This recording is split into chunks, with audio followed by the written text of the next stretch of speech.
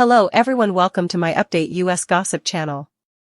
Kody Brown's fractured relationships with his sons have long hovered at the edges of sister wives, but the implosion with Garrison and Gabriel Brown marked the moment where simmering tension finally boiled into a catastrophic explosion that destroyed the delicate facade of the ever-fragile Brown family, leaving fans stunned, Janelle heartbroken, and both young men pushed out of a home that once claimed to value unity above all else. And as the layers peel away, the real reasons Kody kicked them out reveal painful insecurities, misguided loyalty tests, and a desperate attempt to hold on to a collapsing patriarchal fantasy he could no longer sustain. For years, Gabriel and Garrison had tried to maintain respectful boundaries with their father, silently tolerating the favoritism he displayed toward Robyn's children, the way he increasingly lived at Robyn's home full-time, and the way he used family unity as a shield whenever anyone challenged his choices. But when the pandemic hit, all the fractures widened overnight. Suddenly, the boys became the villains in Kody's script because they wanted independent lives, jobs, girlfriends, adult autonomy, while he demanded total compliance with his strict COVID rules that aligned suspiciously with whatever Robyn felt comfortable with. Garrison, who'd grown into a disciplined, mature young man working full-time and saving for his own home, felt insulted by Kody's accusations that he was reckless or disloyal. Gabriel, the gentle, emotional heart of Janelle's household, felt blindsided and devastated when his father dismissed him as selfish simply for wanting to see his girlfriend and maintain his mental health during a confusing, isolating time. Their conflicts weren't about COVID, it was the convenient spark Kody used to ignite something he had been building toward for years, demanding absolute obedience from his adult sons, punishing them for not bowing to his authority, and proving to Robyn that he was still the strong, singular head of the family, even though the family no longer functioned as one. The ultimatum he issued, obey me or stay away, wasn't a rule meant to keep anyone safe, it was a power test, and when the boys didn't bend, Kody lashed out with devastating consequences that broke Gabriel and Garrison in ways the audience could see even through the camera's lens. The moment that symbolized this destruction came when Gabriel broke down on national television, tearfully recounting that his father forgot his birthday during a phone call meant only to scold him. The pain in Gabriel's eyes wasn't about a missed date, it was the culmination of years of feeling invisible, overshadowed, and discarded for the sake of Kody's attachment to Robyn and her children. And viewers around the world saw a young man mourning the loss of a father who was still technically alive but emotionally unreachable. It was the same emotional void that led to long-term rejection, the same void that, sadly, still haunts the narrative even after Garrison's tragic passing, highlighting how deep the wounds had become and how irreversible the damage was. But Kody's decision to push them out wasn't merely emotional, it was strategic. By blaming Garrison and Gabe for the tension in the family, he shielded himself from criticism about abandoning Mary, neglecting Christine, and emotionally withdrawing from Janelle, turning his sons into scapegoats to protect his fragile ego. He often claimed the boys had chosen sides, implying they sided with their mothers against him, but what Kody misinterpreted as betrayal was simply emotional survival. The boys stayed close to the parents who actually showed up for them, the ones who supported their ambitions, encouraged their careers, and recognized them as individuals instead of obstacles to a new, restructured family hierarchy that revolved solely around Robyn. In truth, Gabriel and Garrison didn't rebel, they simply matured past Kody's control, and instead of celebrating their independence, he punished it. So why did he really kick them out? At its core, it was jealousy, control, and the realization that his children were witnesses to the very behavior he tried to deny. They saw how he prioritized Robyn's household, how he treated other wives as afterthoughts, how he used fear and guilt to manipulate family interactions, and how he refused accountability whenever anyone challenged him. Once the boys began calling him out, respectfully at first, more harshly as tensions escalated, Kody retaliated in the only way he knew how, by shutting them out emotionally and physically.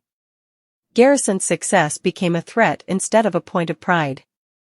Gabriel's emotional honesty became disrespect in Kody's eyes. The fact that the boys carved out fulfilling adult lives without needing Kody's approval reminded him that his authority was no longer absolute, so he severed ties instead of facing his own shortcomings, something he repeated throughout his marriages as each wife grew more independent.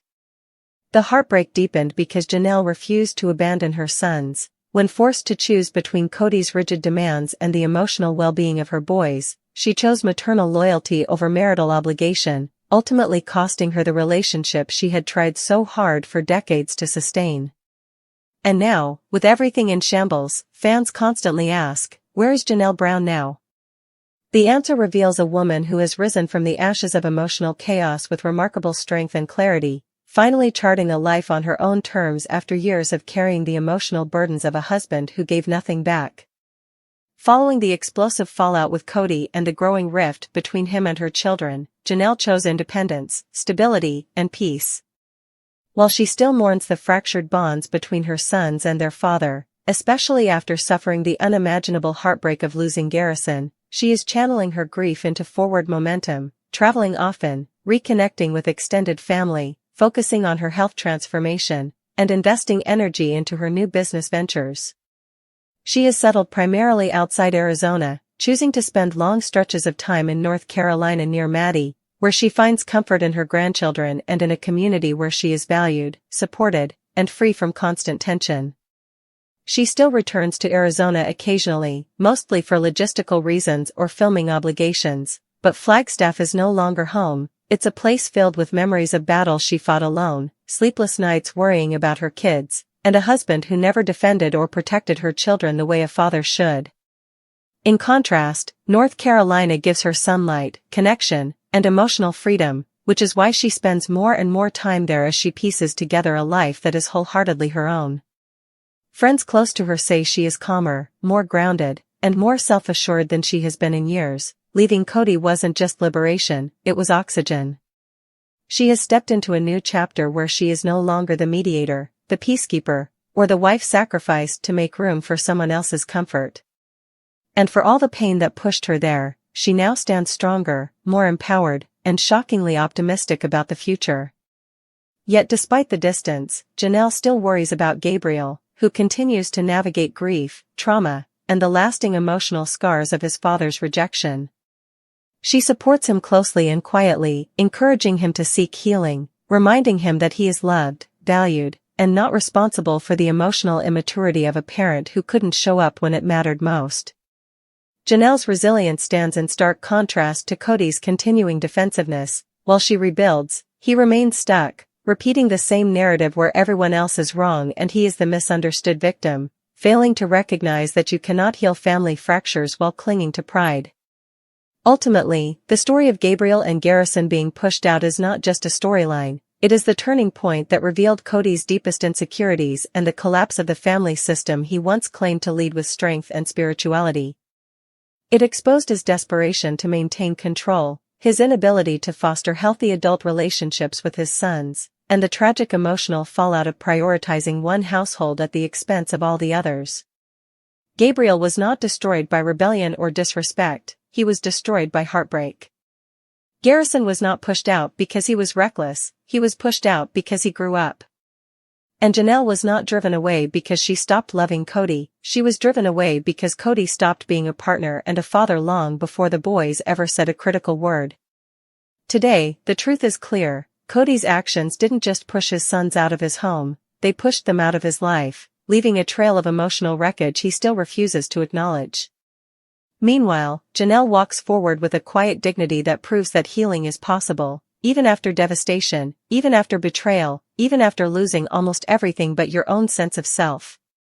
And as the next chapters of Sister Wives unfold, one thing is certain, the world is watching not for Kody's excuses, but for the strength of those who survived his choices, and among them, Gabriel, Garrison's memory, and Janelle shine brightest, carrying the truth forward while refusing to be destroyed again. And as the dust continues to settle around the shattered remains of the Brown family, the fallout from Kody's treatment of Gabriel and Garrison only grows more apparent as fans reflect on how preventable the entire disaster truly was. Kody's refusal to acknowledge his mistakes didn't just fracture relationships, it set a generational example of emotional abandonment that his children are now forced to process in real time, each navigating their own paths of healing while he clings to narratives that shield him from accountability. Gabriel, in particular, carries the weight of a young man who not only lost his brother but also lost the father he once idolized, and while he tries to rebuild himself through work, family support, and quiet determination, the ache of unresolved conflict lingers like a shadow in every memory he carries. Yet even in the midst of heartbreak, there is strength rising within him, a resilience that mirrors Janelle's own transformation as she continues moving forward with dignity and courage. Janelle's present life is a testament to what happens when a woman refuses to be defined by someone else's dysfunction. She has built routines, friendships, and small rituals of peace that allow her to breathe freely again, spending her days balancing work, family, and the slow rebuilding of her emotional world. She isn't looking back, only ahead. Her children remain her heart, and supporting Gabriel through the aftermath is now one of her quiet missions, not out of obligation, but out of a mother's fierce, unwavering love. Kody, meanwhile, continues circling the same drain of denial, standing firm in stories that make him feel justified rather than accountable, and as fans watch the unraveling continue, it becomes painfully clear that the real legacy of this chapter will be defined not by his excuses but by the remarkable resilience of those who refused to let his choices destroy them completely.